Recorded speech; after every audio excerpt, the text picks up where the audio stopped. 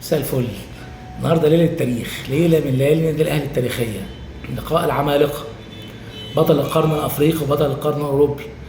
احنا قاعدين في حلم بقالنا يومين ثلاثه، الاخبار والكلام اللي بيتكتب في الصحافه العالميه وفي المواقع حاجه تشرف وتفرح، محطوطين على قدم المساواه مع ريال مدريد، فحاجه عظيمه.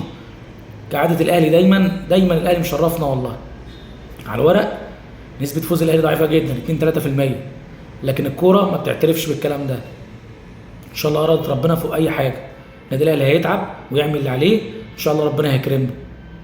انت ممكن باصرارك وبحماسك وبروحك تعوض الفوارق الفنيه والفرديه اللي موجوده من الفرقتين، اللي هي موجوده محدش يقدر ينكرها. لكن عندنا حاله تفاؤل، الشارع الاهلاوي كله متفائل ان الاهلي ان شاء الله ممكن يعمل الاعجاز ده، ويضاف للانجازات الكبيره اللي الاهلي دايما معودنا يعملها. النهارده يا رجاله، الناس اللي بتحب الفرق العالميه، يعني اللي بيشجع ريال مدريد، ما ينفعش يقول لك انا النهارده قلبي مقسوم نصين، بشجع الاهلي وريال مدريد، محتار اشجع مين. مفيش حاجه اسمها كده. الاهلي رقم واحد. ان كنت بتحب الاهلي وبتحب برشلونه وبتحب ارسنال، لما بيجي الناس دي تلعب مع الاهلي رقم واحد. انسى الناس دي خالص. مش لازم تاخدنا روح ان احنا يعني بنبان ان احنا ناس بقى كده، ان انا بشجع ريال مدريد وبشجع برشلونه فكده انا قد بقى اللي فاهم في الكوره.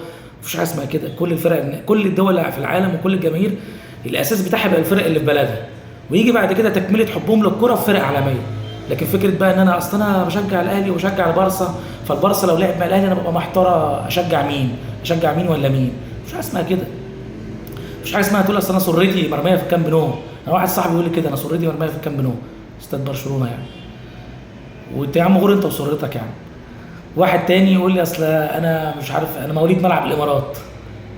يا جماعه بلاش نقعد يعني، عارف انت شغل الفرنجه، المصريين اوفر شويه.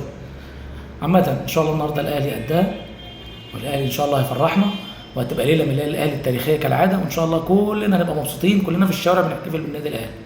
يلا يا اهلي.